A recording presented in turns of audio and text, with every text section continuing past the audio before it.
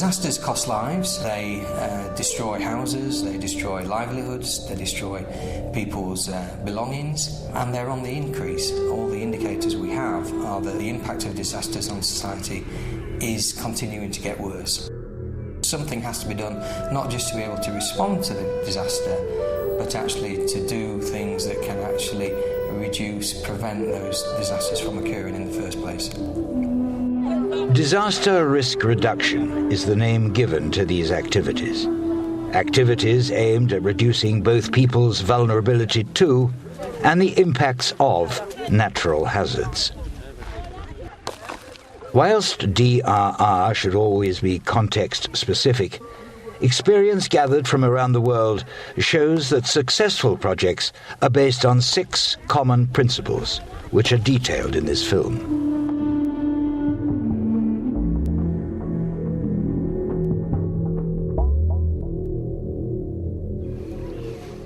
Disasters are not simply the result of unavoidable natural hazards like hurricanes or earthquakes. The roots of these disasters lie in people's vulnerabilities which will have built up over many years. Many governments and many communities have become more aware. The problem is that at the same time there has been also an increase in the vulnerabilities, and we now have larger population, many people still living in the wrong places, not paying attention to the risks that are involved. We need to address these vulnerabilities and identify how power and socio-economic conditions influence people's abilities to cope. Tajikistan is a mountainous country, extremely prone to earthquakes and mudslides. These can often devastate whole communities. I lost everything, everyone. Everything is gone. I don't know what to do. I can't get any help. Is it my fault? Is it something I did that made the mudslide come and destroy everything? Everything is so bad. I don't know what to do. A disaster such as this can be reduced or even avoided if properly understood. Following independence from the Soviet Union and a civil war, there has been an increase in people's vulnerability, much of which is man-made. Over half the population now live below the poverty line and live in unsafe locations. Services for social protection have declined. Fuel has become more scarce and expensive. Many communities have resorted to clearing the hillsides of trees just to provide enough fuel for cooking and to keep warm. Now, when there are heavy rains, there are no trees to absorb the water or hold the soil in place, and as a result, lethal mudslides and flash floods are commonplace. The old school was in such a bad place, it could have been destroyed at any time. And eventually it was. This is our homeland. It's the only place we want to live. So the only way is to prepare for such disasters. There is some training going on, but we need to do more in terms of how to react, how to organize early warning systems, and be more responsive. Responding when mudslides happen is not enough.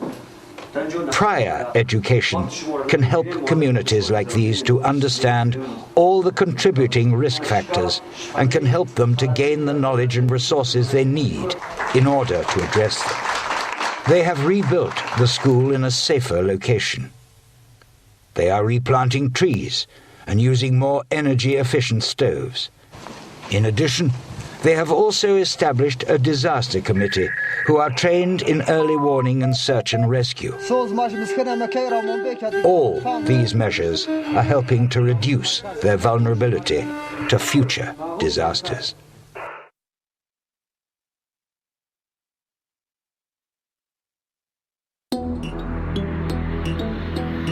Disasters hit the world's poorest communities, and although government agencies and charities often respond with emergency aid, It is really important to involve communities in the decisions and actions which will protect them during disasters and also address the root causes discussed in Chapter 1.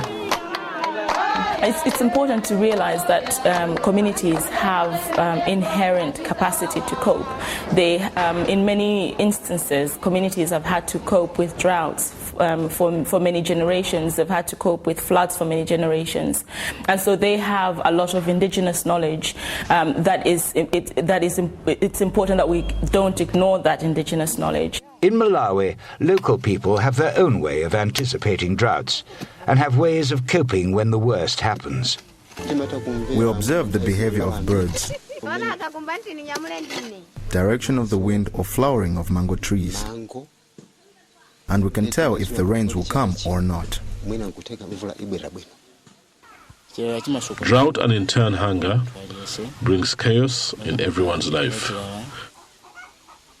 We sell bicycles, radios and livestock at very low prices just to buy food so we can survive. However, solutions like this can increase poverty and do not reduce vulnerability to future disasters.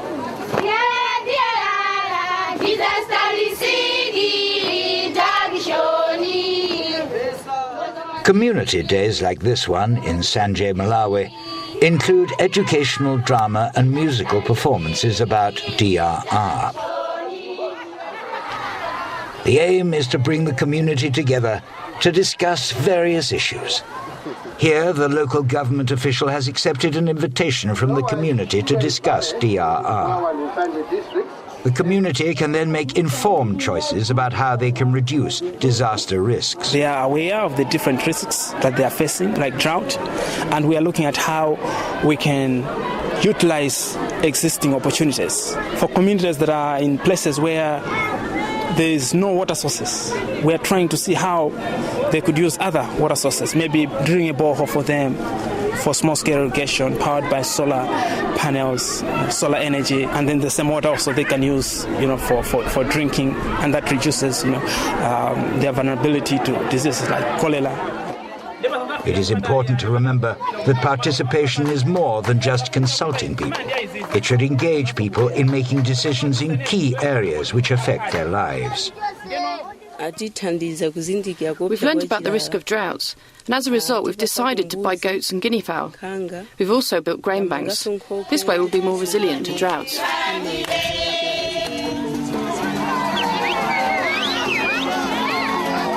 This process enables local knowledge to be utilized and for community members to decide what action they can take and what support they need from the government and NGOs.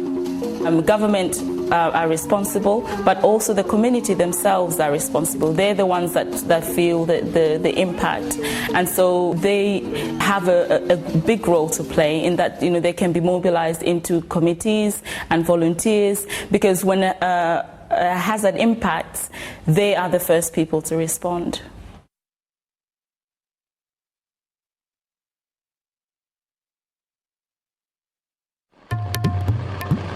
Disasters impact differently on different members of a community. Women and children are often identified as the most vulnerable in society, but this is not the same in all cases, and it is important to recognize that other factors, such as old age, physical and mental ability, ethnic background, socio-economic circumstances, will also have an effect on how people are impacted. To avoid the exclusion of important needs, these differences must be recognized and addressed. In any disaster emergency program, how do we know the most vulnerable are included? How do we know that the most vulnerable are participating in those decisions? How do we know when we measure risk reduction, we are keeping in mind the most vulnerable in the community?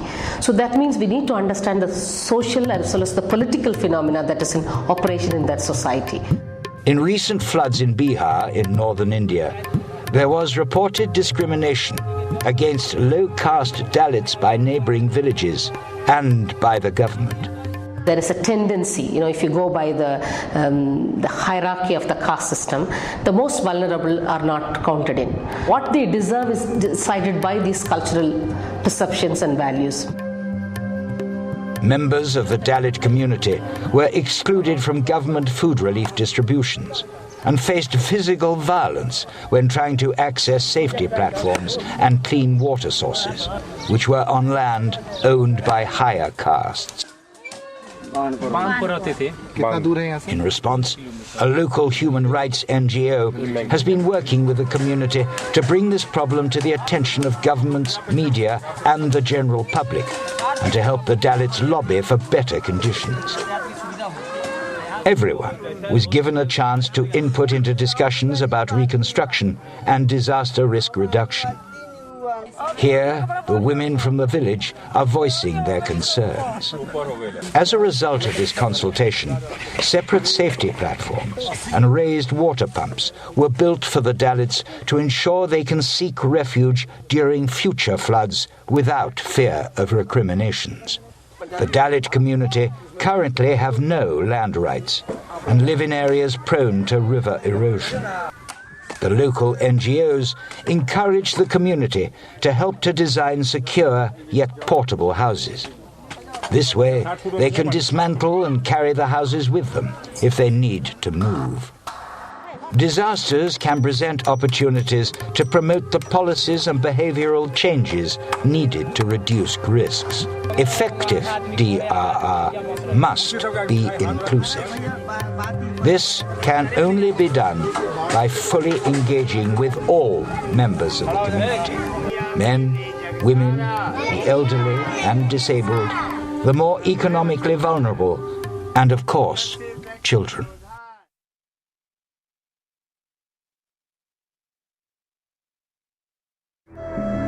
We have seen that disasters are a combination of hazards and vulnerabilities, such as unsafe conditions, dynamic pressures, and economic and political conditions. Therefore, the solutions needed will be multifaceted, requiring numerous different skills and resources and organizations to work together.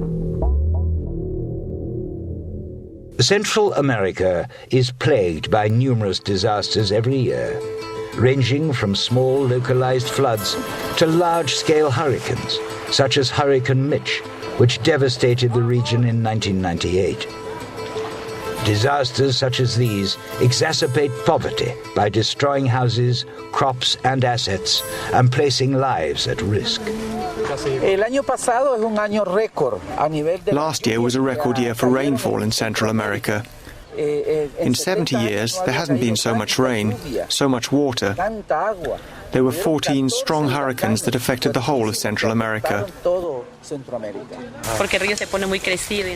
The river grows very rapidly, and there's a risk for the kids when they go to school.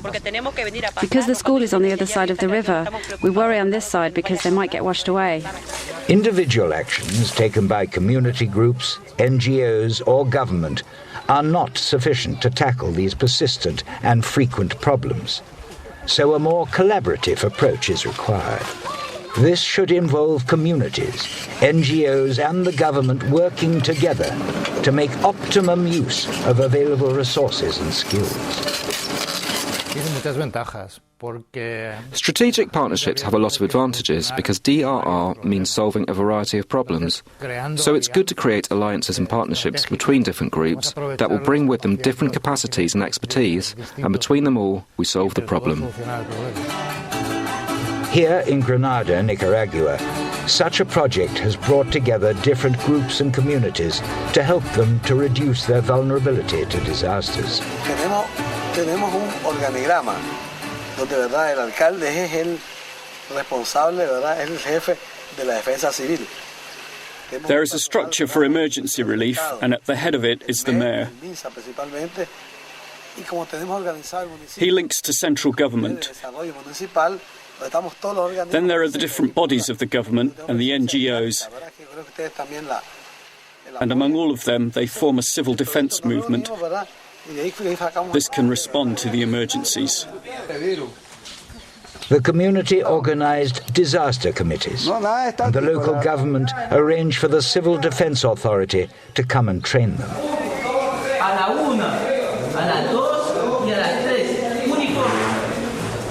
The community groups drew maps of their villages to identify escape routes and places of safety. An NGO helped to raise funds from an international donor so that communities could carry out mitigation work, which they had identified, such as the bridge being built here. Projects like these are only possible because of the strategic partnerships between communities, governments, technical specialists, and NGOs. What we have to do is find ways that we can actually bring those NGOs, civil society organisations, national NGOs, national, international, local, bring them together in coherent ways. And if we can do that, then possibly we can get ahead of the curve a bit and really start to be proactive and not just reactive to these constant crises that we're facing.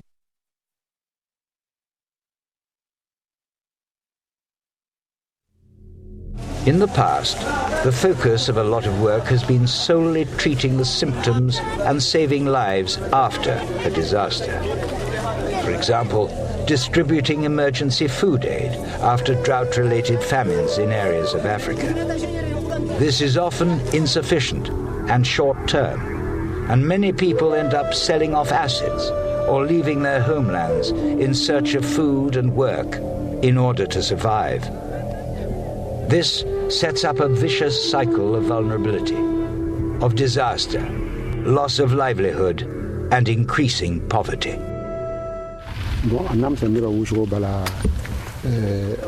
20 years ago, the drought was really severe and it affected people's lives, as we did not have the dam at the time. We did not have water and crops, so many people left the area and families were separated. It is very important to understand this link between disasters, risks, and livelihoods. Disasters and shocks can wipe out livelihoods and assets and increase people's poverty. Alternatively, livelihoods which are designed to be more resilient to disaster risk can help people resist and recover more quickly from hazards and shocks. This is where DRR is important. The developing countries or poor countries, most of them are agri-based. There's rural farmers where they depend a lot on rain-fed agriculture, for example. And we need a livelihood base, a sustainable livelihood base to enable people to adopt, behaviors that prevent disasters from happening. I think that nowadays we do not have enough water, as rainfall is getting less and less each year, and the rainy season is getting shorter and shorter. It does not rain the way it used to when we're young, and the wells are drying up. So a vulnerable person is akin to somebody sitting at the edge of a cliff, where any slight push will see him fall over. We need to move that person from the edge of the cliff, not to more safer ground. The NGO helped us by building the dam so that water is kept in a particular place. And they have helped us to build canals, which helps water flow to our land. Projects like this one in Burkina Faso are helping communities identify the risks to their livelihoods and what protection or adaptive techniques are necessary. Traditional livelihoods need to adjust and adapt to these changes. Farmers have re-established traditional techniques for water and soil conservation, such as planting trees, building demi-lunes to trap water, seen here. By doing this, they are reclaiming land from desertification.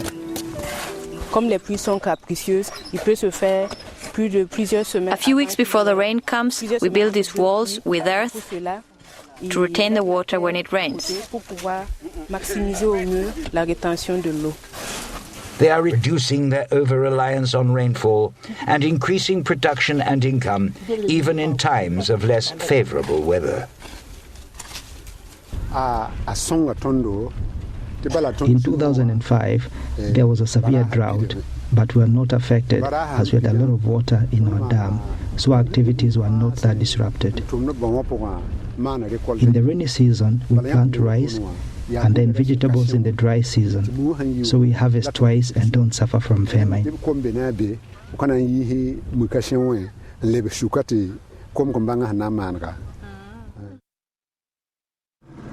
Here, in an area of El Salvador prone to hurricanes, storm surges and flooding, one community has come up with a holistic solution, which protects the environment, provides a good livelihood income, and also protects them from disasters.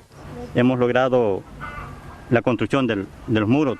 We have built this flood wall from tyres. It prevents the sea coming into our community. Here we have mangroves and other types of trees. The fish and crabs breed here. They feed on the leaves that fall into the water. Many families benefit from catching and eating these fish, so for us replanting and protecting the mangroves has been vital. Entonces los punches que le llamamos nosotros, ellos de eso se alimentan, las conchas. Y es un sustento de que muchas familias se benefician de eso. Por eso es bien vital la reforestación de mangle acá en nuestra comunidad. They are now making their own crab cages and catching fish to sell in the nearby restaurant. From the money they have made, they have been able to construct a bridge to allow the children to get to school safely when it floods. For DRR to be effective, it needs to have a strong livelihood base.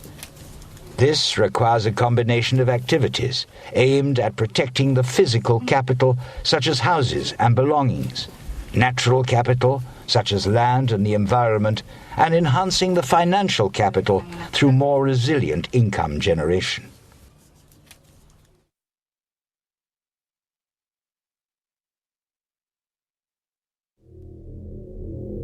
Successful disaster risk reduction not only tackles current problems, but also needs to take into account long-term sustainability and environmental protection concerns to reduce future risk. The tsunami disaster, which devastated parts of South and Southeast Asia in 2005, exposed many of people's vulnerabilities to disasters, including unsafe infrastructure, economic and environmental pressures, and lack of appropriate government development policies. Most of the natural barriers had been damaged during last about 50 years. The mangroves, the sand dunes were removed for development purposes, particularly for hotel industry development. This was evident across the region. In Sri Lanka, one of the countries hardest hit by the tsunami, natural defences had been cleared for short-term economic gains. This left the coastline more susceptible to the forces of tsunamis and storm surges. Issues like this must be redressed during reconstruction and ongoing development, so that both current and future generations are more resilient to disaster. When the tsunami struck, we had the chance to relook at some of the problems that we had been facing. What happened was, whatever we had done wrong, we had the chance to redo it.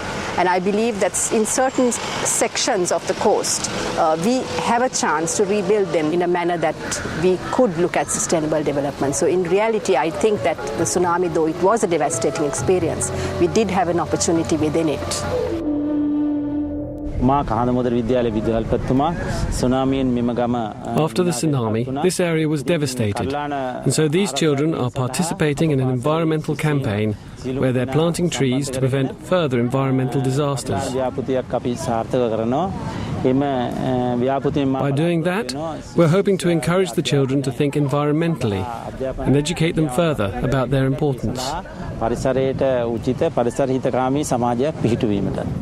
Educating the younger generation about disasters is key to developing a culture of risk prevention, which will last well into the future.